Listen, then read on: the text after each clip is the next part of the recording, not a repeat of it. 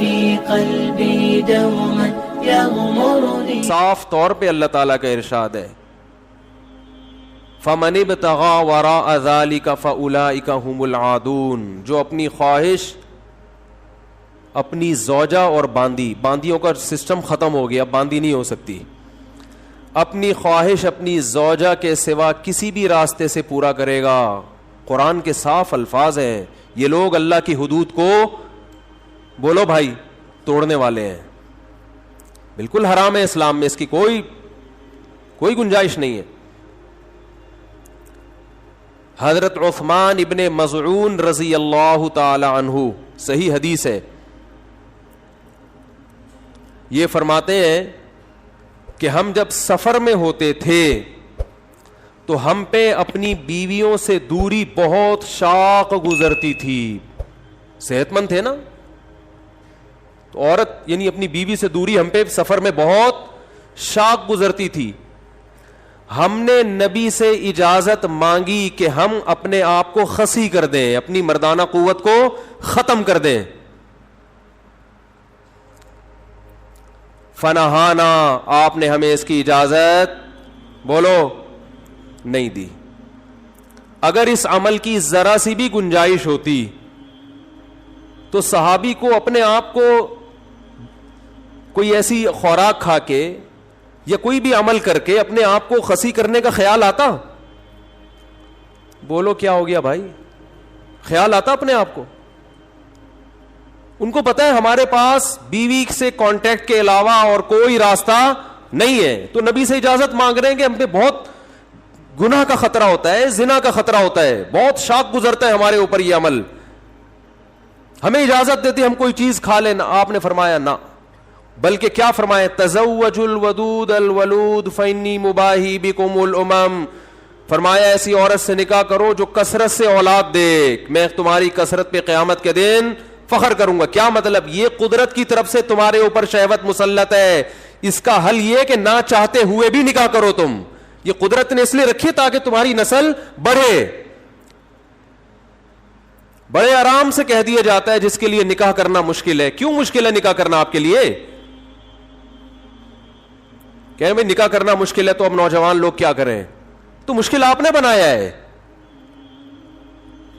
قرآن نے اس کا بھی تذکرہ کیا ہے کہ نکاح کرنا مشکل ہے تو کیا کرنا ہے.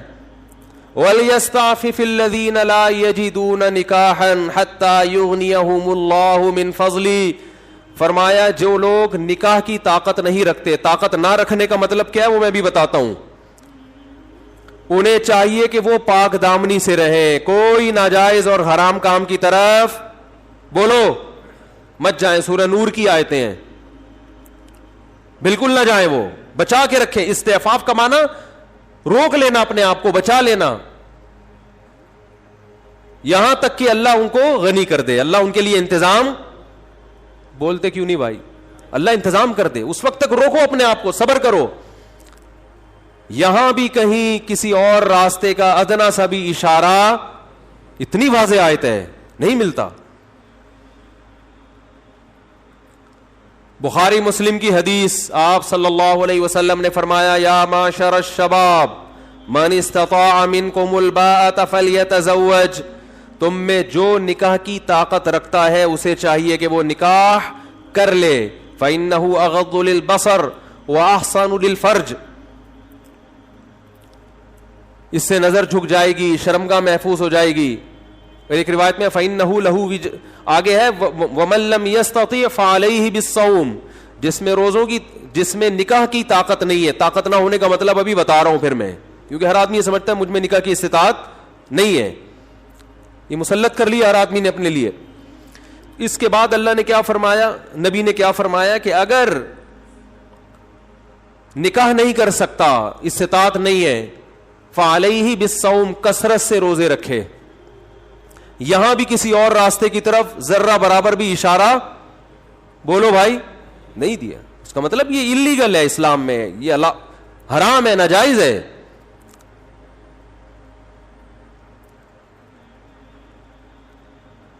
باقی رہا یہ مسئلہ کہ فلاں نے یہ لکھا, تو جب آپ اسلامی فقہ میں لاکھوں علماء گزرے ہیں, لاکھوں فقہا, تو کہیں نہ کہیں کسی کے نہ کسی کا کوئی قول نکل آتا ہے. ایسے تو بہت ساری چیزیں حلال ہو جائیں گی.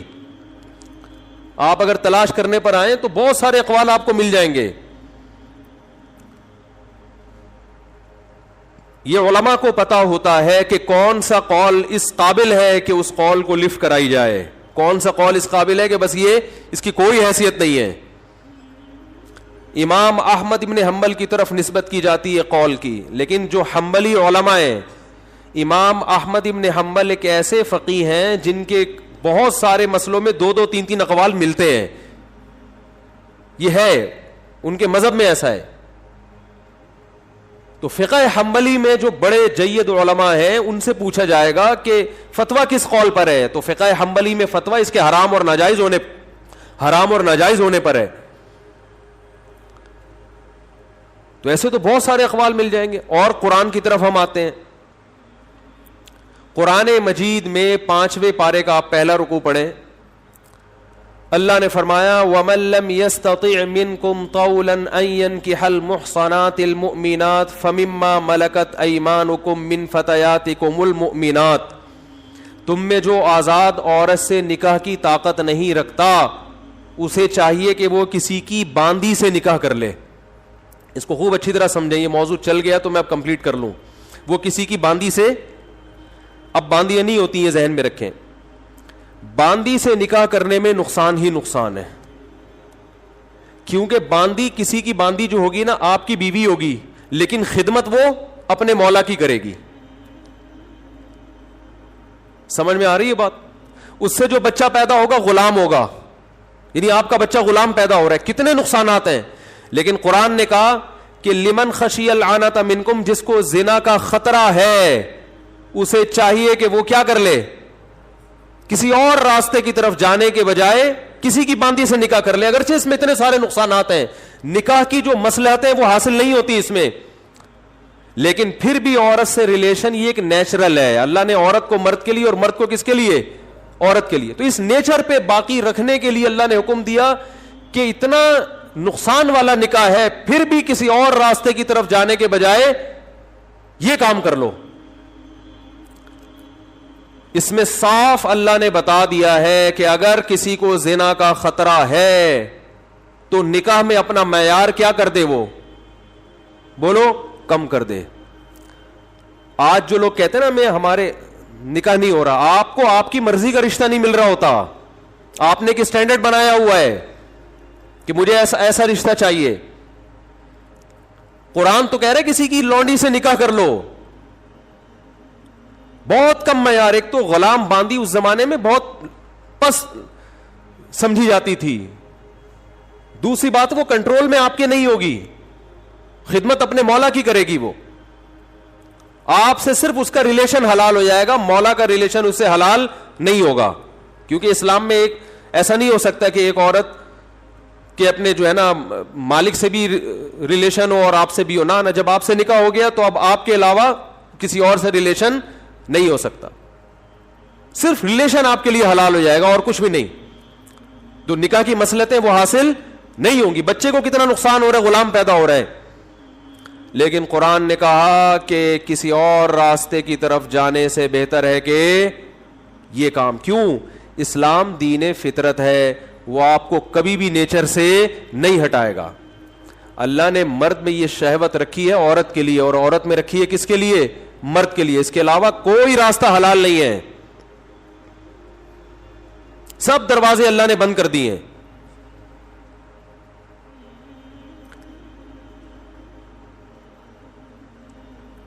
رہا یہ مسئلہ, اللہ فقہا نے یہ بیان کیا ہے کہ اگر کسی شخص کو نکاح کے لیے کوئی عورت میسر ہو, رشتہ مل جائے, تو یہ ان لوگوں میں داخل نہیں ہے کہ جن میں نکاح کی استطاعت نہیں ہے. خوب اچھی طرح سمجھیں, یہ جو کہا جاتا ہے نا کہ نکاح کی استطاعت نہیں ہے, اس کا مطلب ہے کہ آپ کو کوئی رشتہ دینے کے لیے تیار, بولو نا بھائی, نہیں ہے. یہ مطلب ہے اس کا. رشتہ مل جائے پھر آپ کہ مجھ میں نکاح کی استطاعت نہیں ہے, تو یہ غلط ہے, غلط ہے. پھر یہ ہمارے ہاں نکاح کی استطاعت کا مطلب یہ سمجھا جاتا ہے کہ پیسے ہیں. اسلام میں غریب آدمی کو بھی نکاح کی اتنی ہی ترغیب ہے جتنی مالدار کو. اگر پیسے ہونے کا نکاح کی استطاعت سے تعلق ہوتا تو ہمارے نبی کے گھر میں 40 دن چولہا نہیں جلتا تھا اور آپ نے 9 بیویاں رکھی ہیں. بہت مشکل ہے بات سمجھانا, بہت مشکل ہے. صحیح بخاری میں امام بخاری نے عنوان باندھا ہے بابو تزویج الموسر, غریب کی شادی. اس میں نبی صلی اللہ علیہ وسلم نے ایک ایسے صحابی کی شادی کرائی ہے جن کے پاس مہر کے لیے ایک لوہے کی انگوٹھی بھی نہیں تھی, ٹوٹل کائنات ان کی ایک لنگوٹا تھی. آپ نے فرمایا کہ تمہیں کچھ صورتیں یاد ہیں؟ صحابی نے کہا. فرمایا زوجتکہا, تمہارا نکاح میں نے اس خاتون سے کرا دیا, بما معک من القرآن, جو صورتیں یاد ہیں وہ بیوی کو یاد کرا دینا, بس ہو گیا نکاح, چلو جاؤ. یہ تو آپ کی ٹینشن ہے جیب میں پیسے ہونا نہ ہونا. ہاں یہ ضرور ہے, آپ کہہ سکتے ہیں وہ نان نفقہ کیسے پورا کریں گے, بیوی کے اسٹینڈرڈ کا نان نفقہ دینا لازم ہے نا شریعت میں. او بھائی سوال پیدا ہوتا ہے, آپ نے ایک لنگوٹا ہے آپ کے پاس ٹوٹل, آپ کی ڈیفنس میں شادی ہو گئی, آپ نے کہا شادی کے بعد بیگم کو بتایا کہ میں تو پینٹ شرٹ ادھار لے کر آیا تھا اپنے ماموں سے, اور ہال وال جو بک کرایا تو سارے زکات کے پیسوں سے تھا, حقیقت ہے کہ میرے پاس ایک دھیلا بھی نہیں ہے. تو ڈیفنس سے جو آپ کی دلہن آئی ہے وہ تو پہلے دن بھاگے گی کہ نہیں بھاگے گی؟ اب وہ بھاگ رہی ہے تو آپ نے کنڈی لگا دی, آپ نے اس کو بٹھایا, بولو پہلی تو یہ بتا دوں یہ کنڈی بھی میری نہیں ہے. یہ بھی دوست سے گھر ہم نے زکات میں لیا ہوا ہے تھوڑے دنوں کے لیے, ویسے زکات تھوڑے دن کی ہوتی نہیں, ایک مثال دے رہا ہوں. اب مسئلہ دیکھو, یہ بات یہ ہے کہ امام مفتی طارق مسعود سے ہم نے سنا ہے کہ امام بخاری نے ارشاد فرمایا بابو تزویج الموسر, غریب کی شادی. اور صحیح ہے بخاری کی حدیث ہے کہ نبی نے ایک ایسے شخص کا بھی نکاح کرایا جس کے پاس ان صحابی کے پاس ایک لنگوٹ کے علاوہ کچھ بھی نہیں تھا. تو جب ان کی ہو سکتی ہے تو میری کیوں نہیں ہو سکتی؟ یہ دلائل آپ ان کو دے رہے ہیں, بات آ رہی ہے سمجھ میں؟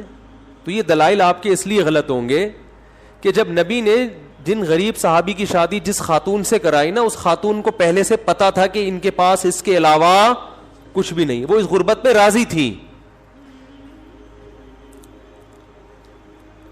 اب راضی کیوں تھی؟ 2 وجہ سے راضی ہو سکتی ہیں, یا تو وہ خود اس سے بھی زیادہ غریب ہو, کچھ بھی نہ ہو, انہیں یہ ہو کہ بھائی چلو میں شادی کر رہی ہوں ایک غریب سے, لیکن کم از کم اب میرا نان نفقہ ان کے ذمے ہے نا.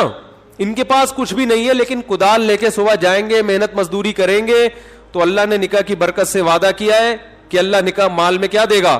برکت دے گا. سورہ نور میں اللہ کا ارشاد ہے نکاح کرو ان یکونوا فقراء یغنیہم اللہ من فضلہ, فقیر ہو گئے تو اللہ اپنے فضل سے غنی کر دے گا. تو آج زندگی بھر یہ خود بھی تو بھوک سے نہیں مرے نا, کچھ نہ کچھ تو 1-2 ٹائم کی روٹی کا انتظام کر لیتے ہوں گے, تو اب میرے لیے بھی کریں گے. تو میں رزق کی فکر سے کیا ہو گئی؟ آزاد, یک نہ شد 2 شد ہو گئے بھائی. اور اللہ نے کھلایا ان کو, ہمیشہ رہے وہ, نہ غربت سے ان کا انتقال ہوا, نہ کوئی مسئلہ ہوا. بھائی پہلے بھی کدال لے کے صبح نکلتے تھے, 2 وقت کی روٹی کا انتظام ہو جاتا تھا, تو اب 2 آدمیوں کی 2 وقت کی روٹی کا اللہ انتظام کرا دیں گے. جب بچہ پیدا ہوگا تو 3 کا انتظام کرا دیں گے. 2 ہاتھ تو دیے نا اللہ نے. لوگ کم بخت اپنی وہ جو ہے نا اکاؤنٹ میں پیسے تو دیکھ رہے ہوتے ہیں کہ کتنے پیسے پڑے ہیں, جیب بٹوے میں کتنے, یہ نہیں دیکھ رہے تھے اللہ نے مجھے 2 ہاتھ اور 2 ٹانگیں دی ہے, یہ کمانے کا ذریعہ ہے, دماغ دی ہے, کھوپڑی دی ہے, بیٹھو پلان بناؤ, 10 طریقے آپ کو کمانے کے آپ کی کھوپڑی میں آئیں گے. وہ بٹوا دیکھ رہا ہے بیٹھ کے. تو اسلام نے آپ کو اجازت دی ہے کہ آپ کی جیب میں دھیلا بھی نہ ہو پھر بھی آپ نکاح کریں. نبی نے جو 9 بیویاں رکھی ہیں اسی غربت میں, اس لیے کہ جن عورتوں سے آپ نے نکاح کیا وہ اس غربت میں آپ کے ساتھ راضی تھی. ان کو پہلے سے پتا تھا کہ یہ مسکین ہے, گھر میں روٹی نہیں ملے گی, جیسے یہ توکل پہ چلیں گے ہم بھی توکل پہ چلیں گے. اور جب امہات المومنین نے نبی سے مطالبہ کیا کہ ہمارے ہاں بہت زیادہ غربت ہے, تو اللہ نے فرمایا اے نبی ان سے کہہ دیجئے کہ اسی غربت میں میرے ساتھ راضی ہو تو ٹھیک ہے, اگر راضی نہیں ہو تعالینا امتعکن و اسرحکن سراحا جمیلا. نہیں ہے تو کوئی بات نہیں, میں نے کوئی زبردستی تمہیں مجبور نہیں کیا اپنے ساتھ رہنے پر. آؤ میں تمہیں طلاق کا اختیار دیتا ہوں, اپنے اوپر طلاق واقع کرو اور جاؤ عدت کے بعد جہاں چاہے نکاح کرو. تو بہت کلیئر کیا ہے نا معاملے کو.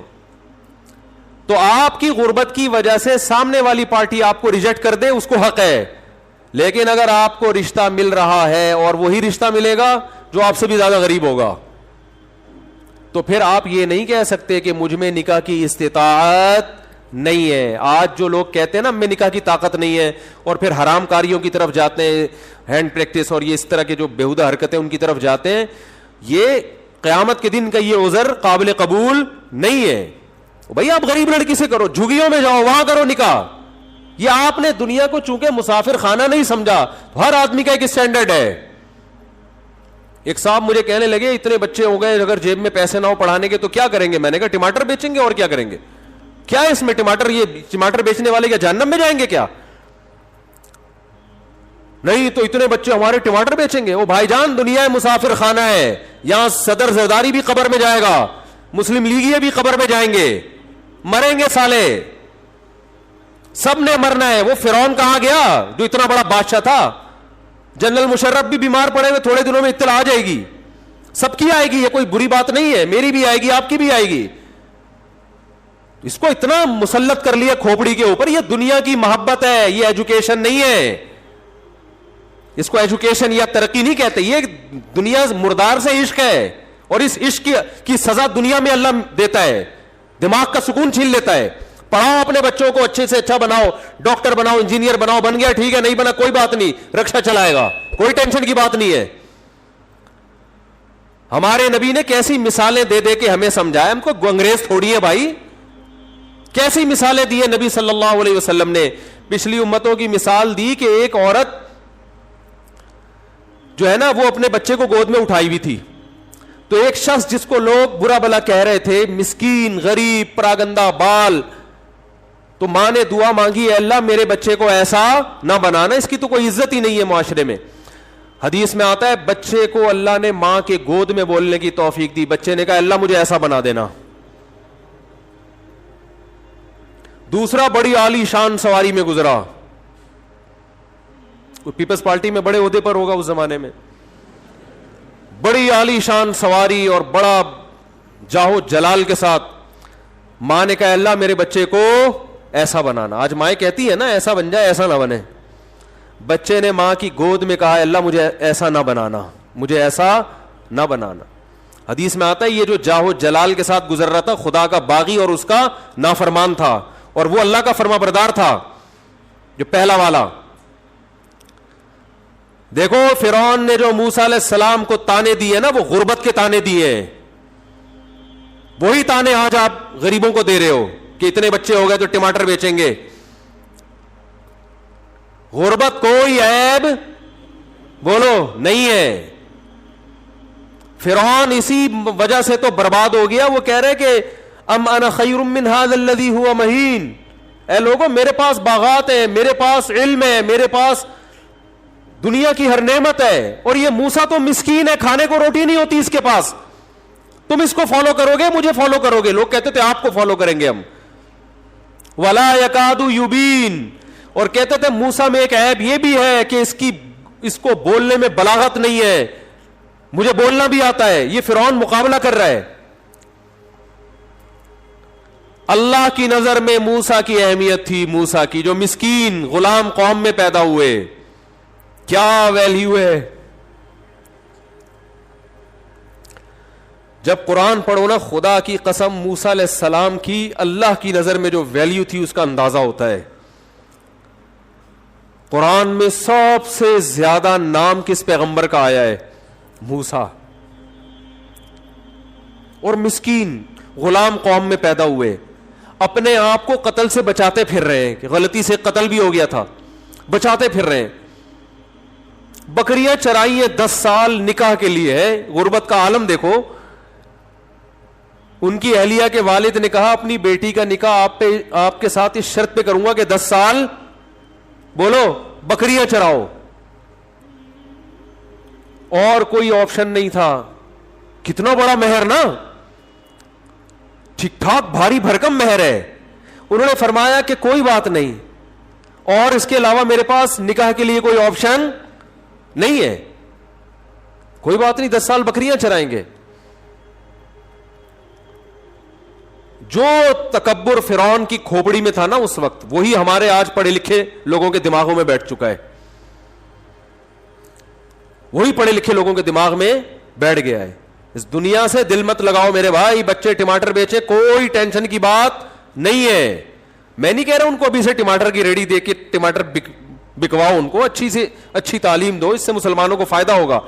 پیسے نہیں ہے تو کوئی ٹینشن کی بات نہیں ہے, کوئی ٹینشن لینے کی بات نہیں ہے. ہمارے نبی مسکین تھے بھائی. ایک صاحب کا فون آیا, میرے 4 بچے ہیں, ایک ہی کمرہ ہے, میں بہت پریشان ہوں, پھر بیوی کو حمل ٹھہر گیا, ڈاکٹر کہہ رہے حمل گرا دو, کہاں سے خرچے پورے کرو گے؟ میں نے کہا 4 بچے زندہ ہیں یا نہیں ہیں؟ کہہ رہے ہاں. میں نے کہا جب بھی پیدا ہوئے تھے ماں کی چھاتی میں دودھ پیدا ہوا تھا کہ نہیں ہوا تھا؟ کہہ رہے ہاں. میں نے کہا اس کا مطلب جب پیدا ہوا تھا نا بچہ تو دودھ اس لیے پیدا ہوا تھا, اس وقت بچے کے لیے سب سے زیادہ ضروری کیا چیز تھی؟ دودھ. ایسا دودھ اللہ نے پیدا کر کے دکھایا, آج تک کوئی سائنٹسٹ, کوئی ڈاکٹر اس کا آلٹرنیٹ پیدا نہیں کر سکا. میں نے کہا خدا نے بتا دیا ہے کہ بچے پیدا میں کرتا ہوں, تم نہیں کرتے, ان کی ضرورتوں سے میں واقف ہوں, تم بعد میں واقف ہوتے ہو, اور ان کی بنیادی ضرورتیں میں پوری کروں گا.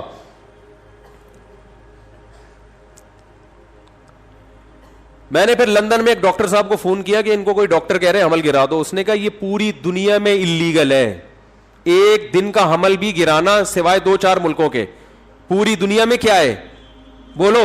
اللیگل ہے, ایک دن کا حمل بھی. اور لندن میں انہوں نے کہا کہ 13 سال کی لڑکی اگر زنا سے حاملہ ہو جائے وہ بھی حمل نہیں گرا سکتی. بہت مشکل ہے بات سمجھانا, بہت مشکل.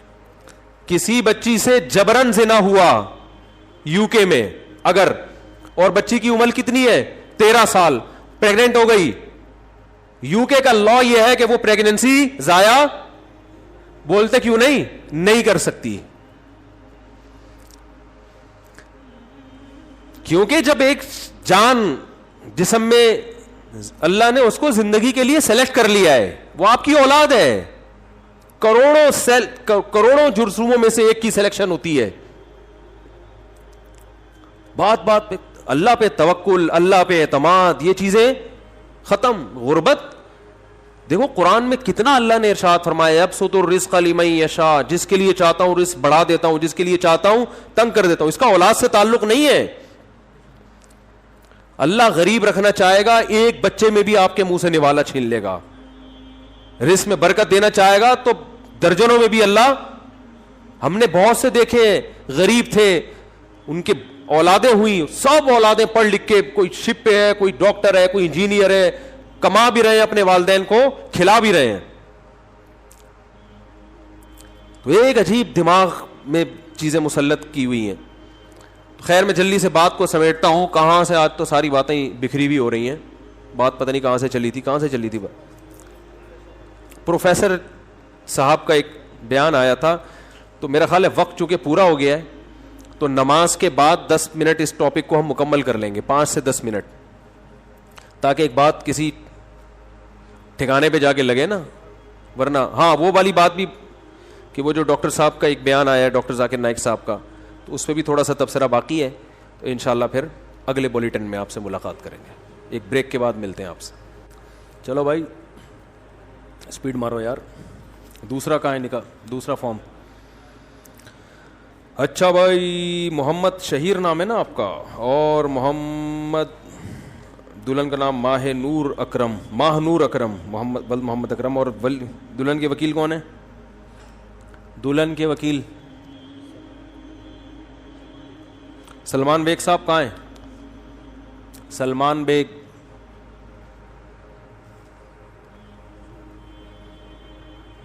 دلہن کے وکیل سلمان بیگ صاحب نہیں ہیں؟ آپ ہیں سلمان بیگ؟ سلمان بیگ ہی شارٹ ہیں یار. اچھا, دوسری دلہن کا نام ہے فریحہ بنت محمد افتخار, اور دولہا محمد کلیم. آپ ہیں ماشاءاللہ. تھوڑا سا یوں ہو جائے نا, ایک ترتیب سے بیٹھیں. اور آپ کی جو دلہن ہے ان کے وکیل کا نام محمد سلیم شمشاد علی. آپ نے مجھے اجازت دی ہے کہ میں فریحہ بنت محمد افتخار کا نکاح محمد کلیم ول محمد نعیم سے 25,000 مہر کے عوض میں کروں, اجازت ہے؟ ٹھیک ہے, تشریف رکھیں. ان کے وکیل کہاں ہیں بھائی؟ وہیں سے اجازت پارسل کرتے ہیں بس. اچھا بھائی, ابے وکیل کدھر گئے؟ سلمان بیگ صاحب کہاں ہیں؟ وہیں سے اجازت پارسل کریں. آپ ہے نا, ماہنور اکرم بنت محمد اکرم کا نکاح میں 2 لاکھ روپے مہر کے عوض میں محمد شہیر ول محمد ظہیر نوری کرا دوں, اجازت ہے؟ بس. اور کون ہے؟ کوئی بات نہیں, فارم آتا رہے گا. آپ دلہن کے وکیل کہاں ہیں؟ فارم تو سگنیچر ہوتے رہیں گے بعد میں. آپ ہیں؟ کیا نام ہے دلہن کا؟ زحا دعا خالد بنت خالد انجم. تو آپ نے مجھے اجازت, مہر کتنا طے ہوا ہے؟ 50,000. آپ نے اجازت دی ہے کہ میں دعا خالد کا نکاح ان سے کراؤں. یہ جو دولہا بیٹھے ہوئے, اجازت ہے نا؟ بس صحیح ہو گیا. الحمد للہ نحمده ونستعینه ونستغفره ونؤمن به ونتوکل علیہ ونعوذ باللہ من شرور انفسنا ومن سیئات اعمالنا من يهده الله فلا مضل له ومن يضلل فلا هادي له ونشهد ان لا اله الا الله وحده لا شريك له ونشهد ان محمدا عبده ورسوله صلى الله تعالى عليه وعلى اله واصحابه وبارك وسلم تسليما كثيرا كثيرا. اما بعد فاعوذ بالله من الشيطان الرجيم. بسم الله الرحمن الرحيم. يا أيها الناس اتقوا ربكم الذي خلقكم من نفس واحدة وخلق منها زوجها وبث منهما رجالا كثيرا ونساء واتقوا الله الذي تساءلون به والأرحام إن الله كان عليكم رقيبا. وقال تعالى يا أيها الذين آمنوا اتقوا الله وقولوا قولا سديدا يصلح لكم أعمالكم ويغفر لكم ذنوبكم ومن يطع الله ورسوله فقد فاز فوزا عظيما. وقال النبي صلى الله عليه وسلم النكاح من سنتي وقال فمن رغب عن سنتي فليس مني. وقال النبي صلى الله عليه وسلم تزوجوا الودود الولود فإني مباهي بكم الأمم. وقال النبي صلى الله عليه وسلم تزوجوا ولا تكونوا كرهبان النصارى. محمد شہیر, میں نے آپ کا نکاح 2 لاکھ روپے کے عوض میں ماہنور اکرم بنت محمد اکرم سے کیا, قبول ہے؟ جزاک اللہ جی. اچھا بھائی محمد کلیم صاحب, محمد کلیم بل محمد نعیم, میں نے 25,000 روپے مہر کے عوض میں آپ کا نکاح فریحہ بنت محمد افتخار سے کیا, قبول کیا؟ زور سے ہوتا ہے تھوڑا سا. جزاک اللہ جی. اچھا بھائی طلحہ اورنگزیب ول محمد, یہ میں طلحہ لکھا ہوا ہے, اس کو طاہا کر دینا بھائی. طاہا اورنگزیب ول محمد اورنگزیب, میں نے 25,000 روپے سکہ رائج الوقت بھی لکھا ہوا ہے یار. اچھا 50,000 سکہ رائج الوقت. سکے تو ختم ہو گئے, اب پرانے زمانے کا ہے. چلو خیر ہے, 50,000 روپے سکہ رائج الوقت کے مطابق میں نے آپ کا نکاح, یہ کہاں گئی, ہاں, دعا خالد بنت خالد انجم سے کیا. انجم ہی ہے نا, بنت خالد انجم. دعا خالد بنت خالد انجم سے میں نے آپ کا نکاح کیا, قبول کیا؟ جزاک اللہ. دعا کریں اللہ تعالیٰ ان تینوں جوڑوں کو سلامت رکھے محبت کے ساتھ. الحمدللہ رب العالمین والعاقبۃ للمتقین والصلاۃ والسلام علی رسولہ الکریم وعلی آلہ وصحبہ اجمعین. اے اللہ ان نکاحوں کو اپنے دربار میں قبول فرما. اے اللہ ان تینوں جوڑوں کو محبت الفت کے ساتھ, محبت کے ساتھ, عافیت کے ساتھ زندگی گزارنے کی توفیق نصیب فرما. اس نکاح کی برکتیں ان تینوں کو کامل طور پہ نصیب فرما. اے اللہ اس نکاح کو ان کے خاندانوں میں جوڑ کا ذریعہ بنا, خاندانوں میں محبت الفت کا ذریعہ بنا. آپس کے اختلاف و انتشار سے, لڑائی جھگڑوں سے, ہر قسم کے شیطان کے شر سے اللہ ان کی حفاظت فرما. اے اللہ ان کے خاندانوں کی بھی آپس کے اختلاف و انتشار سے اور شیطان کے شر سے حفاظت فرما. اے اللہ اس نکاح کی برکتیں ان کے خاندانوں کو کامل طور پہ نصیب فرما. جس کی جو جائز مراد ہو اے اللہ اس کی مراد کو پورا فرما. اللہم انا نسألک من خیر ما سألک منہ نبیک محمد صلی اللہ علیہ وسلم ونعوذ بک من شر ما استعاذک منہ نبیک محمد صلی اللہ علیہ وسلم انت المستعان وعلیک البلاغ ولا حول ولا قوة الا باللہ صلی اللہ تعالی علی خیر خلقہ محمد وعلی آلہ وصحبہ اجمعین برحمتک یا ارحم الراحمین. اللہ تعالیٰ بہت مبارک کرے بھائی آپ تینوں کو. اچھا گلے ویلے اگر ملنا ہو تو اس طرف جائیں, ٹھیک ہے نا, تھوڑا احتیاط کریں, کرونا بہت اسپیڈ کے ساتھ پھیلا ہوا ہے تو تھوڑا ڈسٹینس رکھیں تو اچھا ہی ہے, ثواب ملے گا انشاءاللہ اس میں. اچھا بھائی ہم وہ اپنا ٹاپک مکمل کرتے ہیں. ہاں ڈاکٹر ذاکر نائک صاحب تو اللہ ان کو جزائے خیر دے, یہ میرا مقصد ہرگز ان کی ذرا سی بھی توہین میں سوچ بھی نہیں سکتا. اللہ نے ان سے جو کام لیا ہے, یہ تو علمی اختلافات تو ہوتے ہیں نا, علماء میں بھی ہوتے ہیں, تو یہ کوئی اتنی بڑی بات نہیں ہے. اختلافات کا اپنے اندر حوصلہ پیدا کرنا چاہیے, سمجھ رہے ہو, ایسا کبھی نہیں ہو سکتا کہ سارے ایک ہی چیز پہ ہمیشہ جمع ہو جائیں. اختلافات چلتے رہیں گے, تو کبھی یہ نہیں سمجھنا چاہیے کہ کسی سے اختلاف کرنا اس کی گویا توہین ہے, ایسا کچھ نہیں ہے. تو مجھے چونکہ یہ تھا کہ ڈاکٹر صاحب نے جو بھی بیان دیا اس میں انہوں نے صاف لفظوں میں جائز تو ایک دفعہ بھی نہیں کہا ہے, لیکن لوگ اس کا غلط مطلب لے سکتے ہیں.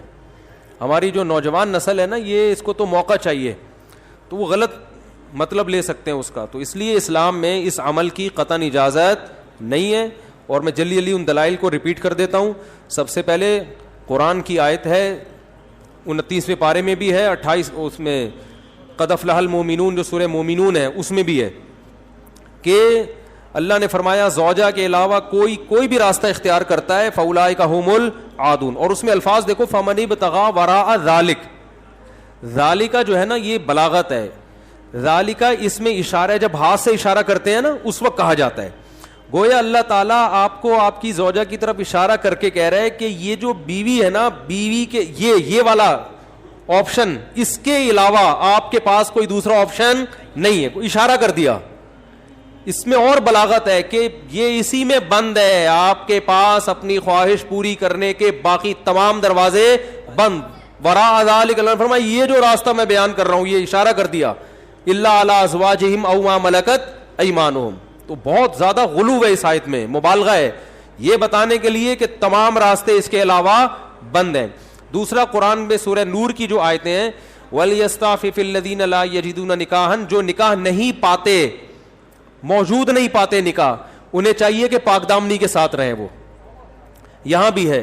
اور نکاح موجود نہ پانے کا مطلب کیا ہے کہ آپ کی مالی حیثیت ایسی ہے کہ اس کے حساب سے آپ کو کوئی رشتہ دینے کے لیے تیار نہیں ہے. تیسری آیت 5ویں پارے کی ابتدائی آیتیں ہیں, اس میں اللہ نے فرمایا کہ جو آزاد عورت سے نکاح کی طاقت نہیں رکھتا وہ کسی کی باندی سے نکاح کر لے.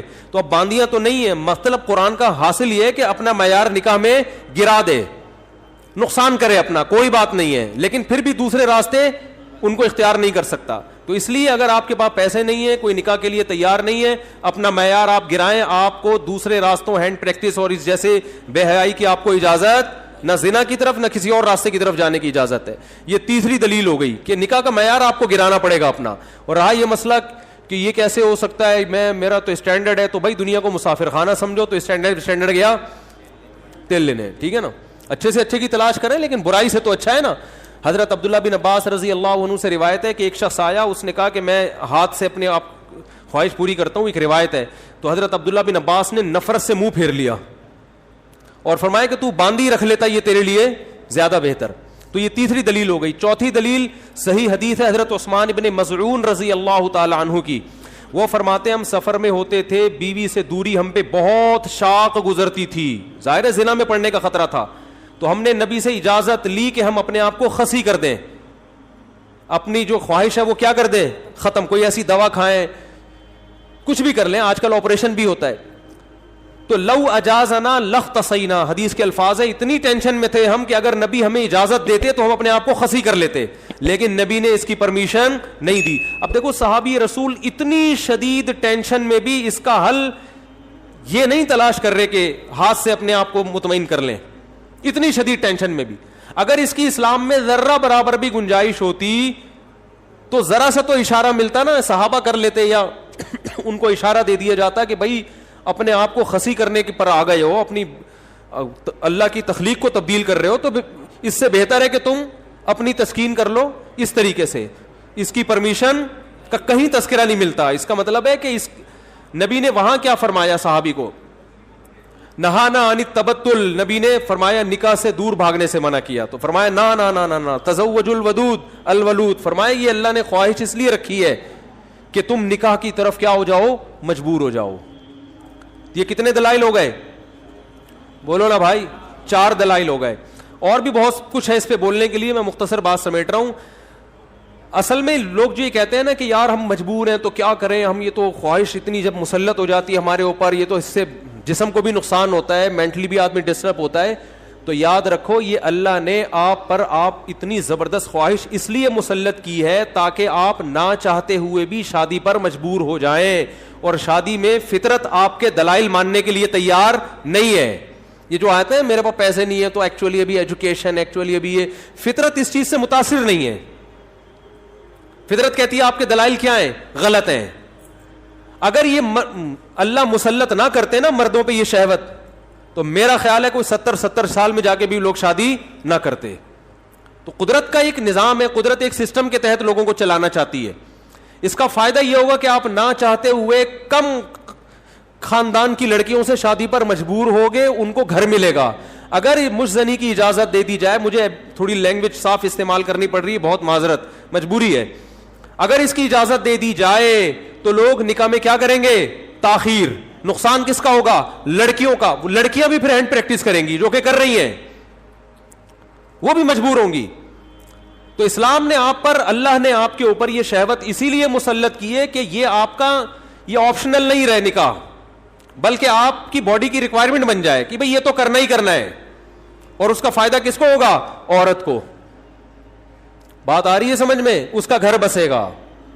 تو اگر اس کی اجازت دے دی جائے, بھائی ایجوکیشن کا ہے بھی تو تعلیم ہے بھی تو ایکچولی تو نتیجہ لڑکیوں کا کیا ہوگا, بیڑا غرق ہوگا, جو کہ ہو رہا ہے.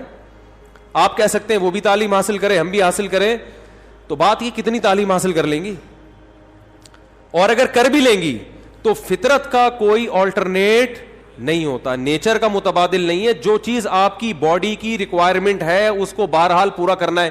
دیکھو اگر آپ کے پاس ایجوکیشن کی وجہ سے کھانے کا ٹائم نہیں ہے, آپ مصروف ہیں جس کی وجہ سے کھانے کا ٹائم نہیں ہے, تو کیا پیٹ آپ کو بھوک لگانا چھوڑ دے گا, ہے بھائی؟ یا کوئی ڈاکٹر یہ فتویٰ دے دے گا کہ چونکہ آپ کے پاس کھانے کا ٹائم نہیں ہے لہذا آپ اگر نہیں بھی کھائیں گے تو صحت کو نقصان نہیں ہوگا؟ کوئی بھی سمجھدار ڈاکٹر ہوگا وہ کہے گا بھائی آپ کے پاس ٹائم ہو یا نہ ہو آپ کے باپ کو بھی کھانا پڑے گا آپ کو, ورنہ باڈی کا نقصان ہوگا. تو یاد رکھو جس طرح روٹی ضروری ہے مرد کے لیے اسی طرح عورت, اور عورت کے لیے اسی طرح مرد ضروری, باڈی کی ریکوائرمنٹ ہے. تو اسلام چونکہ نیچر کے خلاف نہیں چلاتا آپ کو, اس لیے اسلام نے تمام راستے بند کر دیے خواہش پوری کرنے کے, کیونکہ وہ سارے ان میں سے کوئی بھی نیچرل نہیں ہے. صرف ایک ہی نیچرل ہے کہ مرد کا کانٹیکٹ عورت سے اور عورت کا مرد سے, اس کے علاوہ کوئی نیچرل نہیں ہے. ہاں ایک آخر میں بات ضرور کہوں گا, ڈاکٹر ذاکر نائک صاحب اللہ ان کی عمر میں برکت دے, انہوں نے یہ کہا ہے کہ زنا سے بچنے کے لیے اگر کوئی یہ عمل کرتا ہے تو شاید مستحب ہو. تو یہ بھی ایک اصول یاد رکھیں, بڑی برائی سے بچنے کے لیے اگر کوئی چھوٹی برائی کرتا ہے تو ہم یہ تو کہیں گے کہ یار چلو بڑی سے بچ گیا, لیکن اس چھوٹی کو بھی برائی ہی کہا جائے گا. کوئی اگر ہیروئن کا عادی ہے, ہم اسے ہیروئن چھڑوانے کے لیے چرس پہ لے آتے ہیں کہ یار چلو اس سے تو بچے گا نا, اب ایک دم تو نہیں چھوڑ سکتا. تو یہ اس عمل کی یوں تو تعریف کی جائے گی کہ یار چلو اس برائی سے بچ گیا, لیکن اس کی بیس پہ چرس کو آپ یہ کہہ دیں شروع کر دیں کہ چرس جائز ہے یا وہ بھی کوئی افضل چیز ہے, اس کی پھر بھی اجازت نہیں ہوگی. تو اصل راستہ یہی ہے کہ کسی کو زنا کا خطرہ ہے بھاگے وہاں سے بس, اور وہ کس کی طرف لپکے, نکاح کی طرف لپکے, معیار اپنا گرائے, اور پھر بھی نکاح نہیں ہوتا تو روزے رکھے کثرت سے تاکہ جسمانی قوت ٹوٹے. اور آخری بات یہ کہ یہ جو عمل ہے ہینڈ پریکٹس کا, یہ زنا سے انسان کو بچاتا بھی نہیں ہے. یہ بھی 100% غلط ہے کہ اس کے کرنے سے آدمی زنا سے بچ جاتا ہے, کیونکہ اس میں آدمی کی ڈیزائر پوری طرح پوری نہیں ہوتی, اس کی ٹھڑک بڑھتی ہے کم نہیں ہوتی. اگر کوئی زنا یہ کام کر بھی لے نا پھر بھی زنا کی طرف لپکے, بلکہ اور زیادہ لپکے گا, کیونکہ یہ خواہش نفس ایسی چیز ہے کہ یہ پوری کرنے سے بڑھتی ہے. آپ کے جو دل کی خواہش ہے نا, نفس کی خواہش, یہ پورا کرنے سے کم نہیں ہوتی بلکہ بڑھتی ہے. جو اپنے آپ کو روکتے ہیں تو ان میں تو کنٹرول میں رہتی ہے, جو نہیں روکتے ان کے کنٹرول سے باہر ہوتی ہے. یہ تو یہ حل بھی نہیں ہے, یعنی میڈیکلی بھی یہ حل نہیں ہے زنا سے بچنے کا کہ یہ کام کرو. جو جتنے بڑے بڑے زانی ہیں پہلے انہوں نے یہ کام کیا ہے, اس کے بعد جا کے زنا کی طرف گئے ہیں, اور جنہوں نے اپنے آپ کو اس عمل سے بچا لیا وہ زنا سے بھی بچے رہتے ہیں. تو زنا سے بچنے کا جو قرآن میں اور احادیث میں ہمیں طریقہ ملتا ہے, جیسے یوسف علیہ السلام تھے, ان کو عورت نے دعوت دی زنا کی, وہ بھاگے ہیں, بس نکلنے کی کوشش کی انہوں نے وہاں سے. تو اصل حل اس کا یہ ہے. اور آخری بات یہ کہ یہ میں مانتا ہوں بہت سارے نوجوانوں کے حالات سامنے آئے ہیں جو اس لت. اچھا یہ بھی ایک فالٹ ہے اس میں کہ یہ عمل ایک دفعہ ہوتا نہیں ہے. آپ جو نوجوانوں کی ہسٹری جمع کریں نا, تو ایسا نہیں ہوتا کہ جس نے ایک دفعہ کیا تو بس زندگی میں ایک ہی دفعہ کیا, کہ یار بہت زیادہ مجبور ہو گیا تھا تو یہ عمل کر لیا. نا نا نا نا, جس نے ایک دفعہ کیا وہ دن میں 10 دفعہ بھی کرتا ہے. پھر یہ عمل اس کو ایسی حس اس کی بڑھ جاتی ہے اور ٹھڑک بڑھ جاتی ہے کہ پھر یہ معاملہ اس کے کنٹرول سے باہر نکل جائے. وہ 100 بار توبہ کرے گا, 100 بار توبہ توڑے گا وہ. تو یہ پریکٹیکلی بھی ممکن نہیں ہے کہ کوئی اپنے آپ کو بچانے کے لیے ایک دفعہ یہ عمل کر لیا تو اب سکون میں آ گیا. نا نا نا نا, میرے پاس جو نوجوان آتے ہیں ان کی ہسٹری میں آپ کو بتاؤں, وہ کیا کچھ, ایک صاحب کی 2 بیوی. اچھا ہاں یہ بھی بتا دوں, جب یہ لت زیادہ پڑتی ہے تو پھر یہ بیماری شادی کے بعد بھی نہیں چھوٹتی, یہ بھی ذہن میں رکھیں. ایک صاحب, میں نے جو زندگی میں سب سے پہلا فتویٰ لکھا ہے نا وہ کیا تھا, آپ حیران ہوں گے. یہ 1999 میں سوال آیا, ایک آدمی کی 2 بیویاں, اسے نکاح سے پہلے اس کی عادت پڑ گئی, یہی سوچ کے کہ یار ابھی اپنے آپ کو ٹھنڈا کر لیتا ہوں, تسکین کر لیتا ہوں, برائی سے بچ جاؤں گا, یہ ہو جائے گا وہ ہو جائے گا. شیطان نے الٹے سیدھے اس کو جو ہے نا دلائل دیے, اور کہتا ہے مجھے یہ برائی جب ہو گیا تو چسکا لگ گیا. پھر کہہ رہے پھر جب میں نے نکاح کیا ہے نا, ایک شادی کی ہے تو میری یہ عادت نہیں چھوٹی, دوسری 2 بیویاں اس کی, کہہ رہے پھر بھی نہیں چھوٹی. تو کہہ رہے میں اتنا غصے میں آ جاتا تھا کہ یار میری بیویاں بھی ہیں پھر بھی مجھے ان کو تسکین اس میں ہوتی ہے. پھر بالکل ایسے ہے جیسے لوط علیہ السلام کی قوم کو جب لڑکوں کی عادت پڑ گئی تو اب ان کو عورت سے تسکین بولتے کیوں نہیں ہو رہی. تو یہ ہینڈ پریکٹس کا ایک یہ بھی بڑا نقصان ہے کہ جب اس کی لت پڑ جاتی ہے تو شادی کے بعد بھی یہ عادت نہیں چھوٹتی. تو وہ کہہ رہا ہے میری 2 بیویاں تھیں, 1999 کی بات کر رہا ہوں میں, اس نے سوال بھیجا. تو کہہ رہا ہے کہ میں اتنا مجبور ہو گیا کہ ایک دن میں نے قسم اٹھائی کہ آئندہ میں نے اپنے ہاتھ سے اپنے آپ کو فارغ کیا تو میری دونوں بیویوں کو 3 طلاقیں.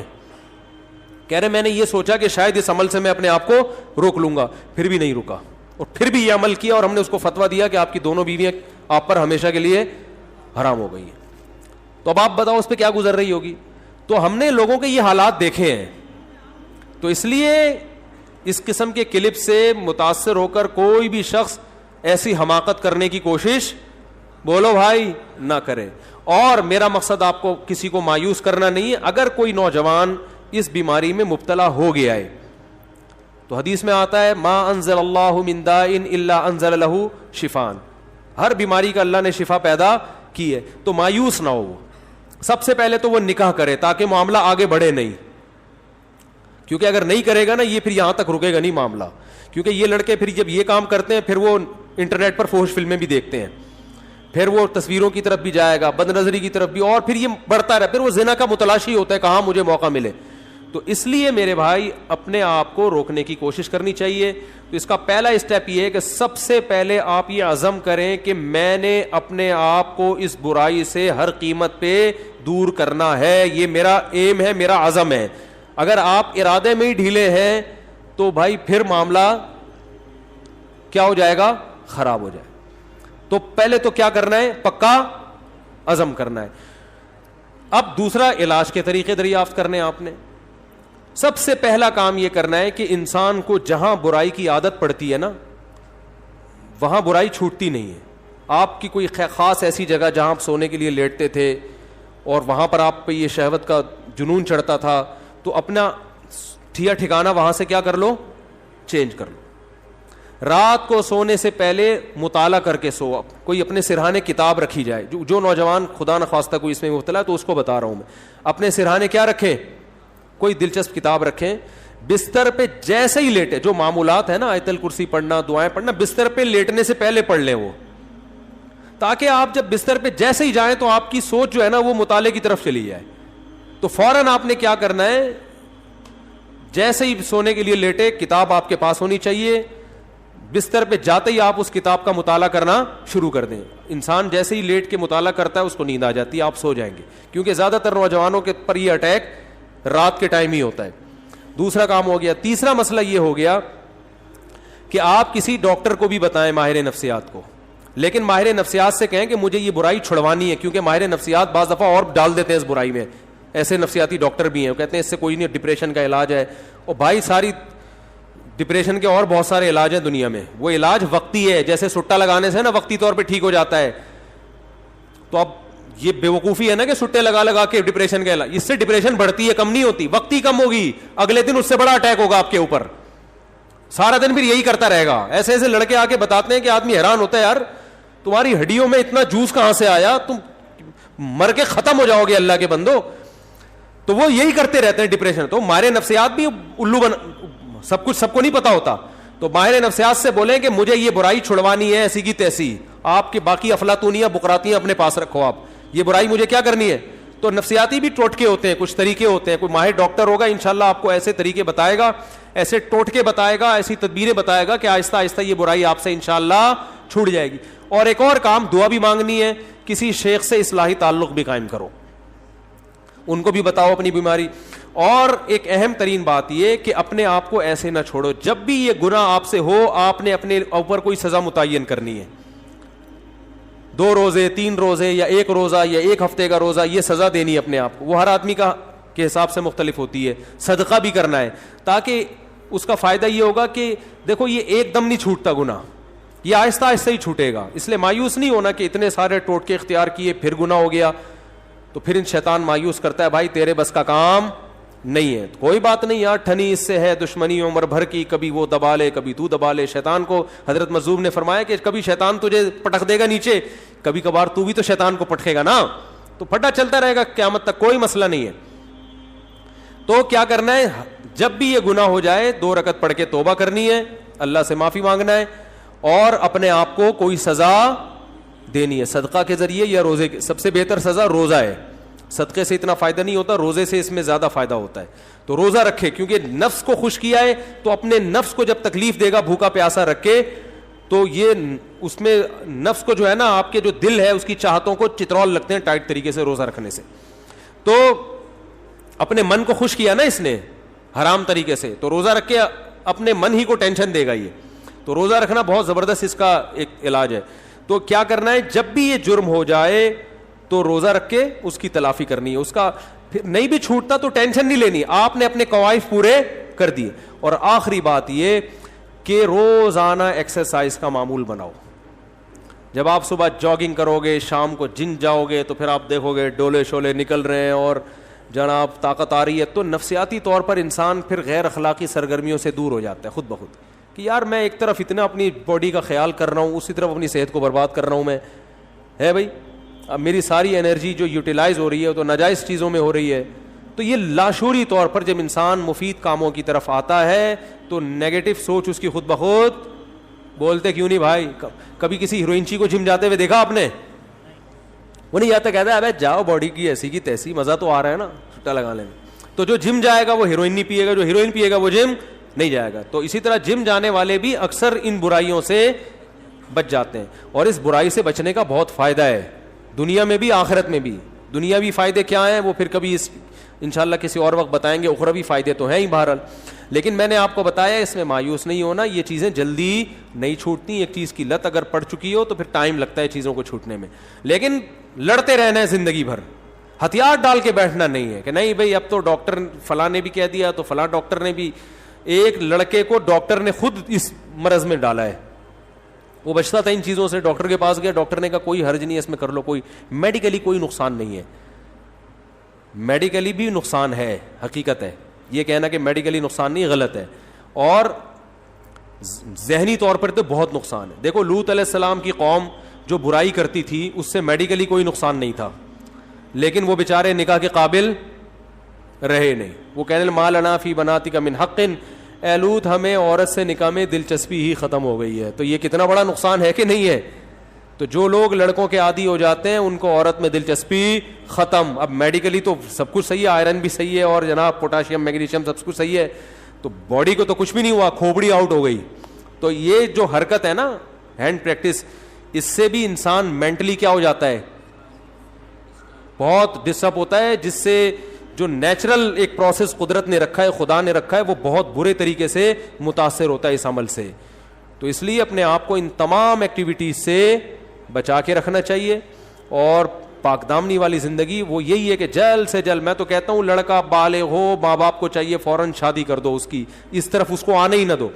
اور اس کے غلط ہونے کی ایک بڑی دلیل یہ بھی ہے کہ جس نوجوان نے دوسروں سے نہ سنا ہو یا بر وقت شادی ہو گئی ہو, وہ کبھی یہ کام نہیں کرتا, اس کا کبھی دماغ جائے